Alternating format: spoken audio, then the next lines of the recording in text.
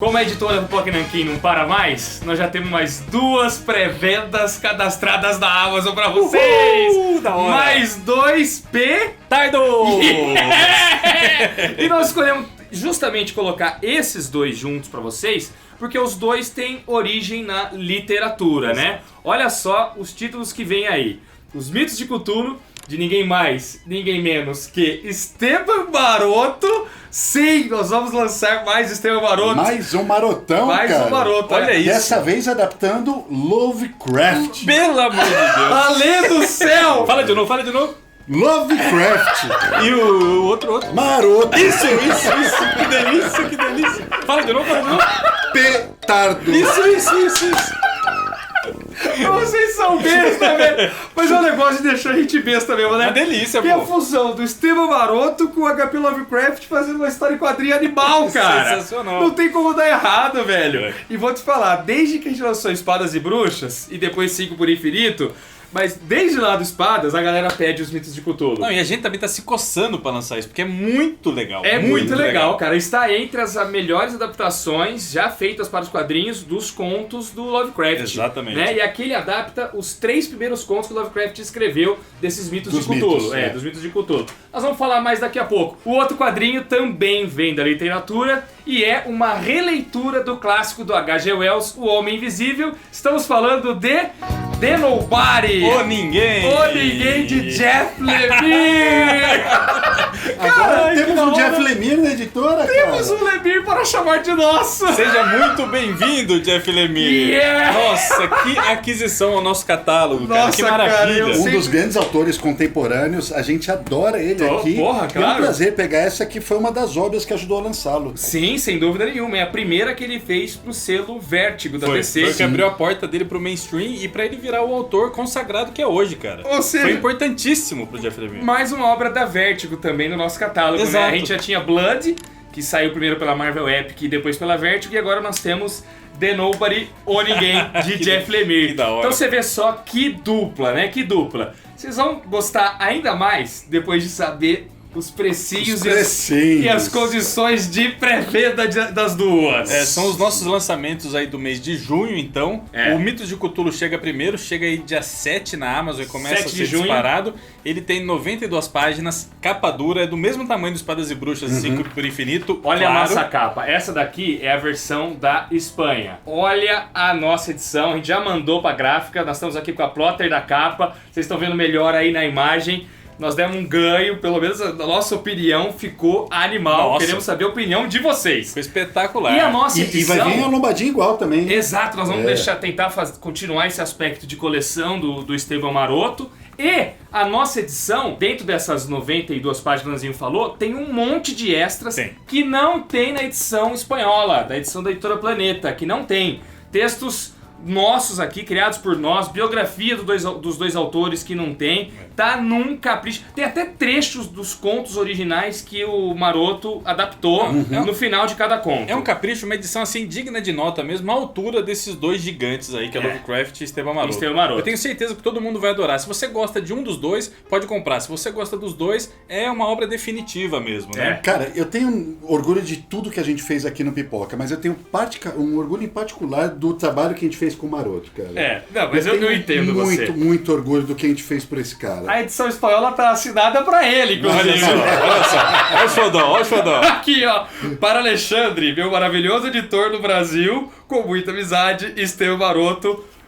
Do dia que você foi na casa dele, ele assinou para Alexandre Calari essa edição aqui, que na época a gente já sabia que lançaria. O Maroto é incrível. E estamos lançando pelo módico preço de capa Nossa. de R$ 39,90. Fala de novo. R$ 39,90. É muito barato. Papel couché 150 gramas, capa dura com verniz localizado, formatão europeu igual o 5 por Infinito, Espadas e Bruxas, repleto de extras com 30% de desconto na pré-venda, que significa que você vai pagar R$ 27,90 R$1,90. É inacreditável. É O inacreditável. Maroto no Pitão no Lovecraft. Preço de gibizinho, qualquer nota aí de banca, capa cartão e papel ruim, hein? Já nós vamos falar mais da obra e vocês vão Cara, entender porque nós estamos empolgados pra O cacete. Pipoca Nanquim tá indo a 400 por hora na contramão do mercado editorial brasileiro. Dá licença, a gente tá fazendo acontecer essa parada. Que isso, cara. Mano, que orgulho. Você vai pagar 27 conto nisso, cara? É pra Meu, todo mundo conhecer o Esteban Maroto, eu tenho certeza. E claro, É uma o Lovecraft, né? Exato, é uma obra de entrada fantástica, excelente. E por esse preço aí, é um preço módico, né, cara? R$27,90. Se você não conseguiu comprar Espadas e Bruxas e o 5 por Infinito, entra aqui, conhece o Maroto aqui, Olha veja o o traço do potencial cara. desse cara.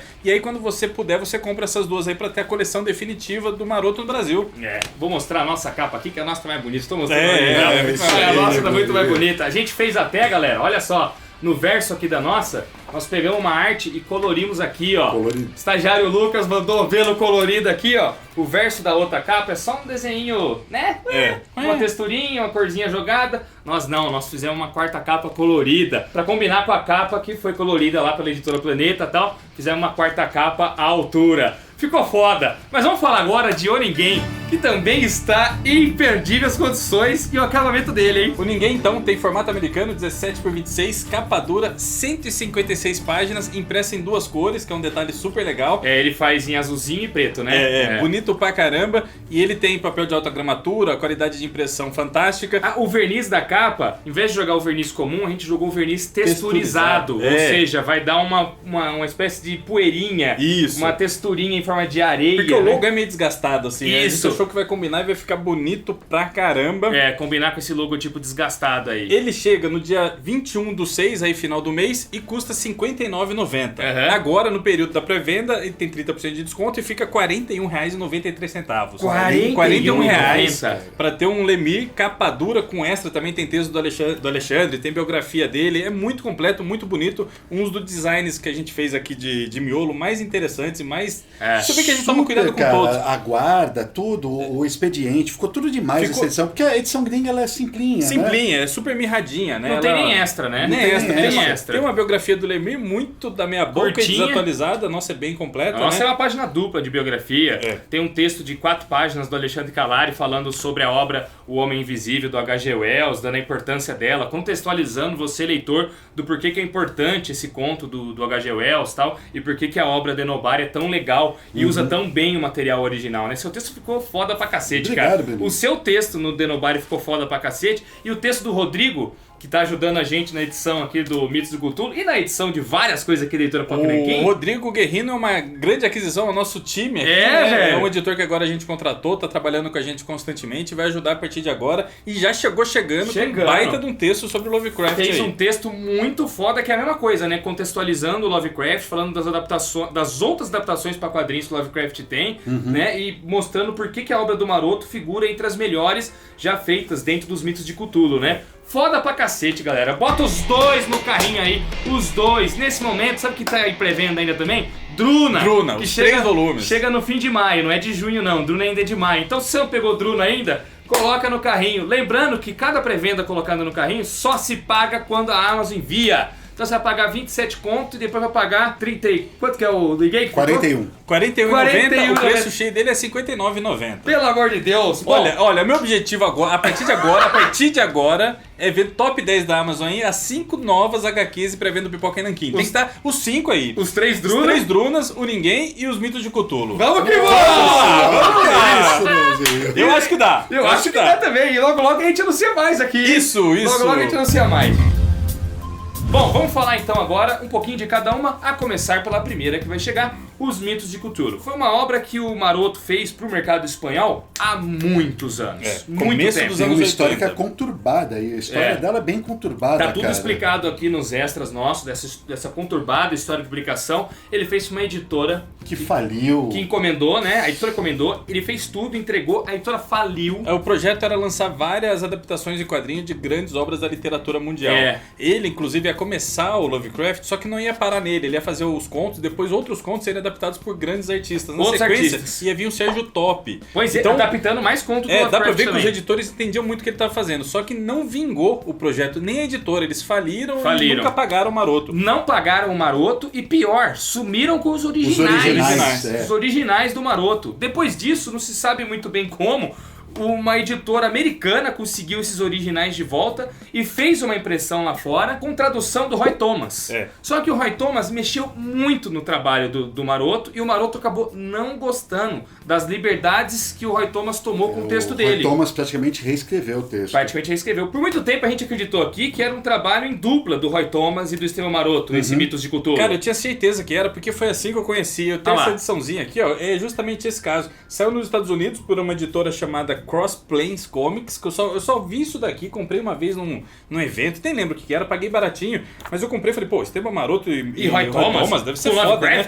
E eu sempre acreditei que eram os dois trabalhando juntos. Cross Plains, o Danielzinho, eles fizeram muita coisa com o Roy Thomas, publicaram coisa do Howard, o Roy Thomas adaptando e tal, e é natural você pensar que era um trabalho dos dois, porque eles têm um histórico juntos, né? Sim, eles são amigos. Já são amigos e tal. Só que no final das contas, o Roy Thomas pegou esse material, ele praticamente reescreveu.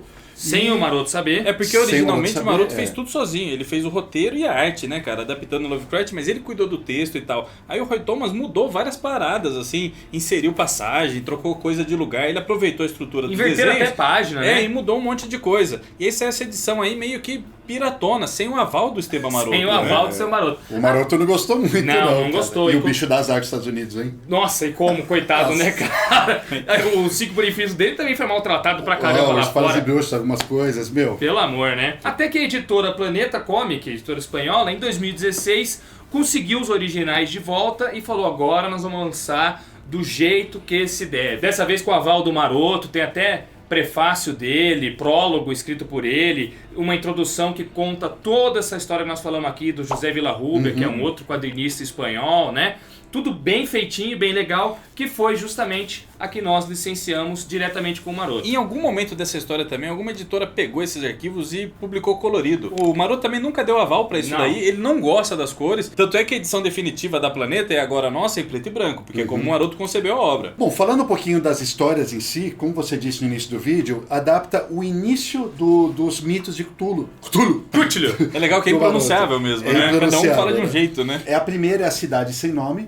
Depois tem o Cerimonial, que em algumas edições aqui saiu como um festival. Né? Mas a gente julgamos que o Cerimonial era mais condizente. E é uma adaptação direta de como o Maroto traduziu aqui, né? Isso. E a última é o Chamado de Cthulhu. Que aqui sai como Os Mitos de Cthulhu. Os contos originais saíram aqui no Brasil em algumas ocasiões, né? Saíram. Na própria edição mais recente aí da Dark Side Books, você encontra o conto Chamado de Cthulhu e encontra a Cidade Sem Nome. Então você consegue conferir o original aqui. Já o festival saiu na edição Grandes Contos da Martin Claret, que é uma edição grossona de mais de 1000 páginas. 1176 páginas. Com vários contos do HP Lovecraft. Também tem essa edição aqui, ó, que eu tenho em casa, os melhores contos de HP Lovecraft, da editora Edra. Aqui nessa tem o Chamado de Cthulhu, né? A gente tem um vídeo só sobre Lovecraft. Que você fez sobre a vida dele, então muito bom esse vídeo. Se você não conhece esse autor, ó... Vamos deixar linkado aqui nos cards. E no texto do José Villarrubia, ele faz um preâmbulo sobre as adaptações em quadrinhos do Lovecraft. Que, ao contrário, por exemplo, do Edgar Allan Poe, que veio antes do Lovecraft, e que foi muito tem várias adaptações para cinema, para televisão, para quadrinhos, etc. Lovecraft tem poucas. Curiosamente, Lovecraft inspira mais autores a fazerem seus próprios monstros e seu mundo cósmico, mitológico, monstruoso, tendo o do Lovecraft como base e homenageando a obra do Lovecraft, do que necessariamente adaptando os contos. Ele influencia muito, né, cara? Muito. Tanto é que é um termo até corrente hoje em dia, falar Lovecraftiano, né? Esse filme é Lovecraftiano. Não sei quem fez uma homenagem ao Lovecraft. É muito usual, só que a adaptação per se são poucas. São poucas. Mas é algo que o próprio Lovecraft fazia em vida. Né? Ele pegava os contemporâneos dele, inclusive o próprio Howard, Robert Bloch, outros caras famosos, Augusto Derleth, e ele estimulava esses caras a criar histórias inéditas dentro do mundo dele. Expandindo a mitologia dele, né? Já naquela época ele fazia isso, é um movimento que prosseguiu, continuou. E que nos quadrinhos tomou forma pra caramba, né? Só que algumas vezes ele foi adaptado. Por exemplo, o Breccia. O Breccia fez uma adaptação lindíssima. Lindíssima em termos de arte, porque o Breccia é um gênio, mas um pouco enfadonho em termos de texto. São uns textão muito muito grande, não foi o Brett que adaptou o roteiro, né? Teve um outro cara, a participação de um cara, esqueci o nome dele, e é muito carregado de texto, assim. Tem hora que até peca um pouco, assim, o layout da página, o tanto de texto que tem. Só que é uma adaptação consagradíssima, vai até sair aqui no Brasil pela Companhia das Letras. E eu não vejo a hora de pegar também, porque eu vou querer na minha coleção. Nossa, eu quero, com certeza. Porque o Brett com Lovecraft é um monstruoso, né, cara? Isso. E teve também a adaptação que saiu pelo Gol Tanabe em mangá, né? Que Puta, saiu, que até a JBC lançou. O Cão de Caça. O Cão de Caça e outras histórias. O Também Richard é a mesma Corben coisa. fez uma minissérie em 4 edições para o Marvel Max. O Corben, pode crer. Essa é sensacional, cara, do Corben. Eu acho maravilhosa. Eu tenho ela importada. É a mesma coisa, né? Corben com Lovecraft, né? Por que isso não saiu no Brasil ainda? Tinha que sair, né? Nesse caso, acho que é a Panini que tem que lançar, porque é da Marvel Max. Nossa, obrigatório. Panini, abre o olho, traz isso aí pra nós. Se deixar pingando aí, a gente pega isso aí. Não enrola muito não. Tô brincando. Uai, se o direito tiver com o Corben, eu pego mesmo. Vai ter. Sensacional o gibi, cara. Nossa, amo tudo envolvido. Pois é, mano. E esse do Estevão Maroto, até hoje, figura entre as adaptaçes mais fiéis. Porque o que o Maroto fez? Ele adaptou o mais fiel possível o texto do Lovecraft, sem usar necessariamente o texto do Lovecraft. Entenda, o Chaboté, por exemplo, com o Moby Dick, usa o texto do Herman Melville. Ele tira extratos do texto, coloca lá e faz a história em quadrinho. Que ficou sensacional. O Maroto não faz isso. Ele não pega extratos do texto, né, literalmente coloca na página. Ele adapta. Ele adapta, exatamente. Ele resume o conto e ilustra. Ilustra de um jeito, mano. Meu Deus. Que nossa senhora, eu acho que um dos grandes desafios de adaptar Lovecraft é dar forma a todas as criaturas que ele fala. Até porque ele não descreve necessariamente como são as criaturas. Ele sempre usa coisas tipo inimagináveis, incalculáveis, oníricas, coisas assim que deixa no ar que é uma coisa monstruosa, uma coisa grandiosa e cósmica. Mas e tal. Depende muito da imaginação do leitor, né? Dá muito pro leitor. E aí você tem a história dos tentáculos e tal, que ocasionalmente ele descreve, mas a criatura mesmo, minuciosamente, poucas vezes ele descreve. O próprio Lovecraft fala que é uma coisa tão cósmica e tão fora dos padrões imaginativos da humanidade, não é racional. Que é difícil de descrever até. É uma criatura que a pessoa que bate o olho até enlouquece. Tão bizarro que é. Ele quer descrever ao mesmo tempo que não descreve. É meio louco, né, cara? E isso aguça, acho que esse é o grande segredo do Lovecraft, né? Aguçar a imaginação do leitor, pensar, nossa, que bicho deve ser esse, né? Isso se reflete até no batismo das criaturas, são nomes impronunciáveis também. Impronunciáveis, exatamente. Então, aí o Maroto tem que fazer esse exercício de imaginação, ele faz muitíssimo bem, de imaginar algumas criaturas. Ter essa coisa onírica, essa coisa cósmica, tem algumas páginas do Maroto que são sensacionais, cara. O Danielzinho, mas agora o Maroto, cara, a gente lançou Espadas e Bruxas e você vê ele desenhando bárbaros, mulheres e feiticeiros e é espetacular. Aí, de repente, você vê uma ficção científica com naves, planetas, coisas interplanetárias e é espetacular. E agora você vê ele desenhando criaturas pegajosas, catacumbas misteriosas. E é espetacular. É uma faceta maravilhosa. Que autor é esse? É, uma faceta maravilhosa dele que nem todo mundo conhece, que é de um mestre dos quadrinhos de terror. Né, cara? O Maroto também é importante pra caramba pra isso. O mais famoso dele é o 5 por Infinito disparado, que é um sci-fi. Aí depois vem os Bárbaros por conta da Sonja, por conta dos trabalhos no Conan e do Espadas e Bruxas. Que é uma espada e feitiçaria fantasia. Só que o terror dele é muito... Ele sempre fez muita coisa. Tanto é que pra Warren, que é uma das maiores companhias aí de publicação de terror da história dos quadrinhos, ele fez mais de 100 histórias. Ele ilustrou coisa pra caramba. Para as revistas Eerie, Creepy e Vampirella. Então praticamente todas as edições dessas revistas tinham alguma história do Maroto. Então lá ele é um na mestre Espanha, nisso. a revista Drácula, ele fez muita coisa lá também. Pode crer, mano. Ele sabe dar atmosfera pros contos do Lovecraft, né? Isso que é sensacional. Se você não leu esses contos ainda e o primeiro contato for com a versão do Maroto, você vai adorar. E vai te incentivar a procurar os contos Principalmente originais. o terceiro, cara. Claro, o terceiro é de arrepiar. Que é o mais famoso, né? O chamado de Cthulhu. Mas é o maior também, na edição ele é o maiorzão. Mas né? eu gosto dos dois, cara, porque no primeiro ele desenha uma cidade remota no meio do deserto. E que cidade, como que ele consegue fazer aquilo, cara? É muito bom. É muito bem feito, o cara entrando nos túneis escuros e o jeito que ele cria aquela atmosfera densa o bastante, a ponto da escuridão ter uma forma quase tocável, assim, de tão densa que ela é. Sabe? É muito da hora. E o segundo conto, que é o cerimonial, aquelas criaturas encapuzadas, descendo cada vez mais nas entranhas da terra, cara, e fazendo aqueles rituais bizarros para invocar os monstros. Mano, é muito bonito.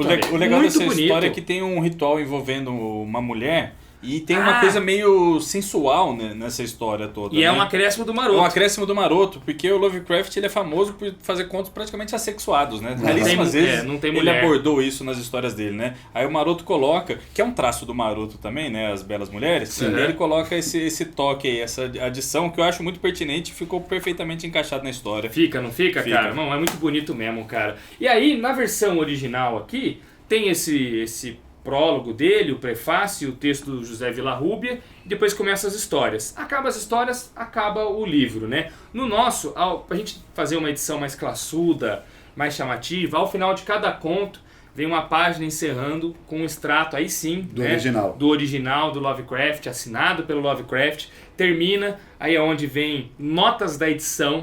Né? Aqui no meio dos contos, o Lovecraft cita outros autores, tal, né? O Estevão Maroto recorre a livros de verdade para explicar algumas coisas. Então, caso você não conheça esses autores, essas referências que estão colocadas, a nossa tradutora, a Denise, fez essas notas complementares, ficaram muito boas. Depois vem o texto do Rodrigo Guerrino, complementando mais ainda a obra. Depois tem as biografias e páginas de layout só com a assinaturinha do Maroto junto com a do Lovecraft. Nós tomamos o maior cuidado possível para deixar a obra linda, galera. Quando vocês abrirem e derem de cara com as primeiras páginas, vocês vão falar, nossa senhora, que negócio foda, cara. Pra coleção do Maroto vai ser um acréscimo e tanto. Mas pra sua coleção de terror, você, fã de Lovecraft, é um negócio que eu diria que é obrigatório. É simplesmente uma das melhores adaptações já feitas da obra do Lovecraft para os quadrinhos. É muito bom. É o traço do Maroto com o texto do Lovecraft. União quase perfeita, né? Perfeita, Juninho. Né? Perfeita. Se você é fã do Lovecraft, provavelmente também conhece o trabalho do H.G. Wells e tá ligado que esse cara é um mestre da ficção científica, um grande autor clássico também. E aqui nós vamos falar agora um pouquinho do The Nobody. Como é que o Jeff Lemire trouxe isso para os quadrinhos, né? O Bruninho, o H.G. Wells ele foi extremamente prolífico, porque ele lançou em 1895 A Máquina do Tempo. Foi o primeiro romance de ficção científica dele. Na sequência, a gente não tem aqui para mostrar, mas ele lançou A Ilha do Dr. Moreau. Em 96. Que monstruoso, cara. Ele faz uma crítica social violenta, absurda. Aí veio O Homem Invisível. Em 1897. E, cara, como se não bastasse, em 98 ele lança Guerra dos Mundos. A Guerra dos Mundos. 4 clássicos na sequência. Impressionante, cara. 4 clássicos absolutos aí da literatura fantástica, um por ano. Quem faz isso, cara? Todas já adaptadas uma porrada de vezes pro cinema, pra televisão, pra quadrinho, um monte de coisa. Então aí, são obras extremamente perenes e vão continuar pra sempre sendo publicadas no mundo inteiro. Extremamente influentes. São 4 alicerces da ficção científica mesmo, Não, né, o cara era incrível mesmo, impressionante, né, cara? Impressionante. E ele pega um conceito bobo, como um homem que fica invisível. Teoricamente, já deveria ter sido pensado isso 1000 vezes antes. Como é que ninguém pensou isso? Até foi ocasionalmente, né, cara? Tem pontualmente. Na mitologia, tem coisa. A invisibilidade sempre foi um conceito muito... A influência principal dele, uma das principais influências, é até a República do Platão, em que isso é citado. Tem um mito em que isso é citado. Mas ele desenvolve o conceito, cara. Ele pega um cara e fala assim, olha, esse cara desenvolve uma fórmula que ele para de refletir a luz. Logo ele se torna invisível. E o que isso ocasiona na vida do cara, e pior, né, na cabeça do cara? Ele acha que ele pode tudo, pode fazer o que ele quiser. Ele é o voyeur perfeito, ele vê o que ele quer, faz o que ele quer e ninguém pode pegá-lo. Mas no começo ele não tá assim, isso ele vai percebendo com o tempo. Cara. Com o tempo, eu posso fazer qualquer coisa que a culpa não vai recair sobre mim. O poder corrompe, né? Pois é, Danielzinho. E o que ele descobre também é que não é uma maravilha ser invisível, principalmente se você não tem controle sobre isso. Porque ele não é um cara que fica invisível e volta quando ele quer. Depois tipo que a Susan Storm, né? Exato, igual a Mulher Invisível da Marvel. Não, ele descobre a fórmula, ele testa em si mesmo, ele fica invisível, mas aí ele não consegue desenvolver uma fórmula para reverter a situação. E aí ele só pode ser visível quando ele se enfaixa completamente, coloca um óculos e um chapéu. E aí o que ele faz no livro, né? O nome dele é John Griffin. No livro ele vai para uma cidadezinha pequena, tentar ficar em paz e desenvolver a fórmula para voltar ao normal. E lá ele vai chamando a atenção dos populares, né, da população. E que mistério é esse? Quem é esse cara? Porque é uma péssima decisão dele, né, cara? Você quer buscar o anonimato? Você tem que estar na cidade grande. Exato, você vai numa cidadezinha pequena, todo mundo te conhece, e o pessoal fica curioso pra saber quem é esse cara, curioso, e ele vai se complicando. O povo de cidade pequena é xereta pra caramba, né? Imagina, você já foi mora numa cidade pequenininha, você já viu como é que é a pracinha lá? É a fofoca que rola solta, né, mesmo que você não esteja todo enfaixado e com o oclão, se você for um pouquinho diferente, você chegar. Cidade com... Danielzinho Lopes, história da minha vida, sai de Campinas e vai morar em Bragança Paulista. Chego lá cabeludo, nossa senhora, vira um monte de comentário na escola, então, em todo lugar. Com esse visual hipster do Danielzinho aí, ó. Não é qualquer assim, lugar que ele chegar, ele já atenção. Eu era metaleiro na época, cara. Era metaleiro. Cabeludão, todo de preto. Chamava o Danielzinho de Steven Seagal. Pois cara. Até o momento em que o Homem Invisível no livro comete o seu primeiro crime, estimulado pela invisibilidade dele, né? Pelo anonimato que ele tem, pela segurança de não ser visto. Dá a entender que a fórmula vai deixando ele mais psicótico, mais paranoico. É verdade, a fórmula da invisibilidade mexe com a cabeça. Enfim, a coisa vai desenrolando e você, como leitor, sabe que vai dar tudo errado. Tudo errado. Não tem como a história acabar bem. O que nos leva a O Ninguém. Do Jeff Lemire, que faz uma releitura da obra original. O Jeff Lemire que gosta muito de escrever sobre cidades pequenas do interior e fala, tá aí, é a obra perfeita para eu trabalhar. Ele pega o Homem Invisível, John Griffin também, só muda a grafia do nome e coloca ele numa cidadezinha e vai acontecer a mesma coisa. Ele vai chamar a atenção da galera, vai se gerar um mistério em torno da figura dele e isso vai levar a uma espécie de caça às bruxas na figura do ninguém. Ele não chega a adaptar ao pé da letra o Homem Invisível, só que ele pega vários conceitos, várias coisas que funcionam para a obra original do H.G. Wells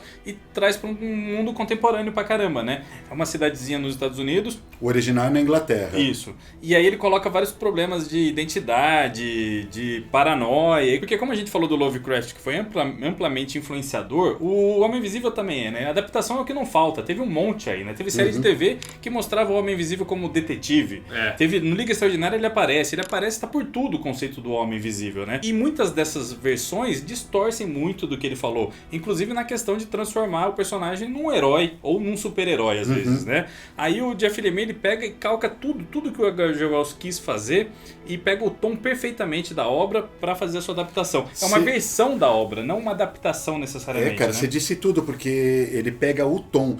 Quando você leu a obra original e você lê a obra do Jeff Lemire, mesmo as passagens que são diferentes, de algum modo a obra original também é reconhecível nelas. Você vê, a obra aqui, o Jeff Lemire, ele coloca do ponto de vista de uma menina, uma garota de 16 anos. Isso já também é uma grande sacada, né, cara? Acertadíssimo. Porque ele chega na cidade, essa menina Vicky, ela descobre que existe um cara todo enfaixado, morando num quarto de hotel lá, super esquisito, e ela fica super curiosa. Ela quer investigar. E interessada também. A curiosidade dela é a sua, de leitor. De leitor. E ela também se acha uma esquisita nessa cidadezinha. Ela não se aguenta ali, ela não quer ficar ali, sabe? Ela é julgada, tem um monte de preconceito.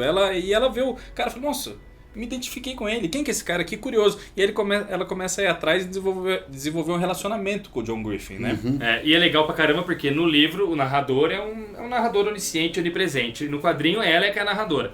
E o Jeff Lemire, que narrador gráfico esse cara é, cara. Nossa, ele é logo na bom, abertura, cara. Galera, ele já começa com uma fala da Vicky dizendo, né, que ela tinha 16 anos em 1994, ano em que John Griffin chegou na cidade de Boca Larga. E aí ele vai mostrar a narrativa desse personagem chegando, andando só visto de longe, você não tá vendo ele de perto. E essa menina falando, né, que a chegada dele foi surreal, que talvez naquela altura, se ela soubesse quem era o John Griffin, será que as coisas se desenrolariam de outro modo? Será que eu agiria diferente? Já deixando eu entender que não teve um final feliz essa história. E você vai ver ele na sombra, ele entra num hotel, você vê só a fachada do hotel, ele toca o sininho e tal, e aí quando vem a página que revela o Homem Invisível, eu estou procurando por um quarto, por favor, e ele todo enfaixado, com o clã e tal, é uma apresentação sensacional. Em poucas páginas, o Lemire já instala o suspense da história, mano. É bem coisa de terror, né? De climatizando, de aproximando. Você entra na cidade junto com ele,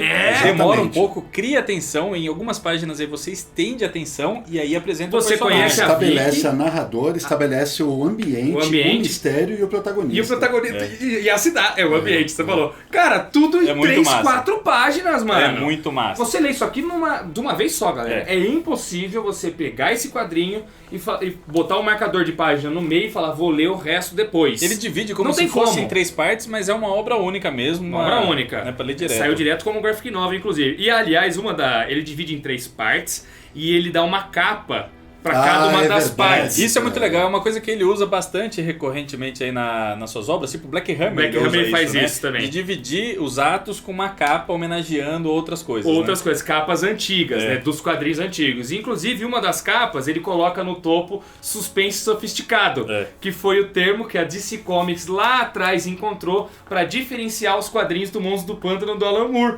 Ela colocava suspense sofisticado em cima, recomendado para adultos, né? E ele homenageia isso daqui. Tem o selo de aprovação do Comics Code Authority. Também, né? cara. É um barato muito isso. legal, né? E no cantinho tem o VC de Vertigo Comics. Como nós não licenciamos com a Vertigo, essa edição não é da Vertigo mais. Ela é do Jeff Lemire. Foi licenciado direto com ela. Você não vai encontrar o logotipo da Vertigo na nossa edição, porque a gente não pode utilizar. Não podemos fazer nenhuma referência a Vertigo. Então, onde estava VC, agora entrou PN. Olha! Da hora, hein? Da Muito hora. louco, né, cara? Muito e massa. o Arion, nesse sentido, né, é o letrista dessa obra aqui, ele fez um trabalho muito foda de retocar essas capas e também de retocar algumas onomatopeias, né, alguns textos aquarelados que o Lemire coloca nos flashbacks, né? O Arion fez um trabalho excepcional. Cara, tem vários... Na hora que você falou lá das obsessões do Jeff Lemire, tipo cidade pequena, ele cresceu numa cidade pequena no Canadá, né? Ele adora isso, ele trata isso em muitas obras. Quem já leu, por exemplo, O Soldador Subaquático, O Condado de Essex, que são obras que vieram antes do Ninguém, vai perceber várias coisinhas, tipo conflito de pai e filho, ele sempre aborda muito isso. A questão da cidade pequena, a questão dos esquisitões, das pessoas que não se encontram, que são julgadas e sofrem preconceito por uma sociedade aí extremamente moralista, ele usa muito isso. E tem algumas coisas, alguns ecos visuais. Por exemplo, tem determinada passagem aí que o Ninguém, o Homem Invisível, dá um mergulho que remete muito às coisas que ele fez no Soldador Subaquático, inclusive a cena, o visual, assim, sabe? Então tem muitas das obsessões do Jeff Lemire em O Ninguém. E é muito legal essa obra por conta da transição que ele faz, porque ele era um cara conhecido pelo quadrinho independente, porque ele já foi, né, laureado, foi ovacionado e tal. E aí a Vertigo, percebendo o talento dele, a Karen Berger principalmente, fala, ó, desenvolve uma obra aqui pra gente. Aí ele pega uma coisa, um personagem que ele adorava, que é o Homem Invisível, pega todas essas coisas que ele gosta, que ele curte tratar e desenvolve o Ninguém. E é publicado lá em 2009, se eu não me engano, né? Ele começa a desenvolver um pouco antes, publicado em 2009. E aí, cara, é um negócio assim que todo mundo adora, não tem como você não gostar, é muito legal, sabe? É um quadrinho muito gostoso de ler. A Vertigo adora, e aí surge o convite para ele fazer Sweet Tooth depois, que ele também trata desses mesmos assuntos, mesmos temas. Só que de uma forma muito mais ampla, em uma série muito mais longeva do que o Ninguém. Então Ninguém abre a porta para ele pro mundo da Vertigo. E pro mainstream, né? Pro mainstream. Porque depois ele foi para Arqueiro Verde, depois foi pra Marvel, fazer Velho Logan, fazer Gavião Arqueiro, aí ele faz mais séries pra Vertigo depois disso, como por exemplo a Trillium, e aí abre porta depois pra Image, que ele começa a fazer outras séries, ou seja, essa é uma das obras responsáveis por catapultar mesmo a carreira do Lemire uma das obras mais nos Estados Unidos, né? Uma das obras mais importantes da carreira dele, tranquilamente, cara. E tava inédita no Brasil. Tava inédita no Brasil, e tem uma coisa que eu adoro também, que é a questão David Lynchiana que tem nela, sabe? Quem assiste Twin Peaks aí, aquele clima de cidade pequena, esquisita, onde existe coisa sobrenatural ou não, aquela esquisiteza que tem no Lynch, tem muito aí, cara. O Publishers Weekly tem uma frase atrás que faz essa comparação também com o Publisher Weekly. Porque é isso que você percebe, cara. Você percebe ficção científica aí do começo do século, David Lynch, feito por um cara, um dos melhores quadrinistas. O que eu gosto muito dele aqui, cara, é o desenvolvimento dele, da relação dele com a menina. Eu acho isso fundamental e acho que isso é o que ancora o quadrinho, tanto quanto a invisibilidade dele, que é um mistério, obviamente, mas a maneira como ele vai desenvolvendo a relação dela, como ela vai percebendo as coisas, eu acho incrível. E tem o final, cara. O final vai dar o que falar. O final vai dar o que falar, porque pra onde que vai esse quadrinho? O Bruno falou, achava que era uma coisa, eu falei que era outra e tal. É um final excepcional, cara. Porque abre possibilidades, abre possibilidades. É muito interessante isso daí, né? Não é aberto, ele só realmente abre possibilidades, só lendo pra entender. A obra conclui. Total. Mas não é um ponto final. É muito interessante. Você falou que você prefere a relação dele com a menina, que mais, por mim é o contrário, o que mais me chamou a atenção nesse quadrinho aqui é como a cidade vai ficando cada vez mais desconfiada do cara, ao ponto dele se tornar o inimigo da cidade sem motivo nenhum. Só pela paranoia da galera, cara. A paranoia põe a cidade contra si mesma, assim, sabe? Aí acontece uma parada... Tipo o relatório de Biodeck. É isso mesmo, cara. É isso belíssimo mesmo. Link. Acontece um negócio lá que ninguém sabe como é que aconteceu. Não vou contar o que é. Mas como é que aconteceu? Ninguém sabe. Opa! Só pode ter sido... Só foi o esquisitão. Só pode ter sido o esquisitão que tá lá no motel. Ninguém sabe o que ele faz, de onde ele vem, que acidente foi esse que ele sofreu, que ele precisa ficar todo enfaixado. E aí começam a atribuir, jogar coisa nas costas dele e vira uma caça às bruxas. Só que isso começa suave. Bem de vai boa. subindo de nível, cara. Até ficar de um jeito que você fala, nossa O senhora! cara que é diferente, no início ele é só excluído, né? É. Depois a exclusão por si só não basta. Ele precisa começar a ser espizinhado. Eu acho e aí muito foda. a coisa progride, cara. Eu achei muito foda, cara. Que quadrinho maravilhoso de se ler, cara. Puta, muito bom, Tá muito bom. Tá entre as coisas mais interessantes que o Jeff Lemire já fez na carreira dele. Tranquilamente, Cara. Ainda cara. mais por causa do respaldo na obra O Homem Invisível, né? E você vê, Pipoca e Nanquim não traz só um quadrinho adaptando uma obra, não. Já traz de cara duas, mano. O Homem Invisível de H.G. Wells e os Contos de Cthulhu do H.P. Lovecraft. Por dois grandes nomes da arte, Teno Maroto e Jeff Lemire. De uma vez aí na Pipoca e pré-venda. cultura. Pipoca e cultura. Fazendo jus ao cunha Nona Arte. Isso aqui é Nona Arte, É gente. Nona Arte, mano. É isso mistura de mesmo. tudo que a gente gosta, pô. E agora temos um Lemire para chamar de nosso. Aê, Lemizinho. Como toda editora tem. E a gente não tinha. Agora a gente tem. Agora temos, E que Lemire, hein? Infelizmente deixaram passar. Eu vou falar um negócio, eu não deveria falar, mas eu vou falar porque Cuidado, Não, gente. vou falar. O quê? Enquanto eu estava trabalhando na Vertigo, porque eu trabalhei um tempo na Vertigo Brasil. Uhum. E ocasionalmente a gente fazia sugestões aí, antes de acabar o ano, a gente fazia sugestões Ah, de tá. coisas para Do serem que publicar. publicadas. Interessantes. Vocês sugeriam isso lá? Um monte de vezes. Cê é louco. Várias Ainda vezes. bem que não pegaram. Porque eu conheci esse gibi. Quem me deu esse gibi de presente foi o Ivan Costa, um dos fundadores da CCXP. Ele A fez, gente foi fez a ele? entrevista com ele tudo. fez um sorteio uma vez no Twitter dele, isso há muito tempo. Ele falou: a primeira pessoa que comentar não sei o que, eu vou mandar uma edição do The Nobody que eu achei aqui repetida. Aí eu respondi e ele me mandou. E eu fiquei atônito, eu adorei. Eu falei, isso foi em 2010, mais ou menos. Aham. Eu adorei, pô, achei legal pra caramba. Aí comecei a trabalhar lá na Panini, falava, não, vamos publicar. Ah, isso você ganhou antes de trabalhar na Panini. Foi, vamos publicar The Nobody, vamos publicar The Nobody. E nunca deram bola pro Danielzinho lá. Agora a gente vem e publica. Pronto. Ai, que maravilha, Era isso que eu queria Danielzinho. falar. Tava escondendo, não vou esconder nada. Mas Tava falei, pô, engasgado, eu senti que tava engasgado. Né, queria contar, pô. É, mas o que tem de editora publicando recomendação de Danielzinho Lopes nesse Brasil não tá escrito, Não tá viu? escrito, Antes é. de ter editora, ele abriu o bico pra todo Falei mundo. muito. E hoje a gente quer publicar? Não pode! Porque o Danielzinho Lopes fez outros publicarem antes. Não, mas tem pra todo Bruninho, mas não mundo. Tem pra problema. todo mundo, né? Não tem problema. As outras querem o Danielzinho Lopes, mas elas não têm. Ele Só é a gente solo! tem. É nosso. É isso, pessoal! Esperamos que vocês curtam esses quadrinhos tanto quanto a gente aqui curte também, tá certo? O link da pré-venda vai estar aí, junto com o de Druna também. E vamos que vamos, queremos ver os mais vendidos, hein, galera? Está dada a largada. Se inscreve no canal, que agora é 2 quadrinhos ou 3 todo mês aqui nessa editora.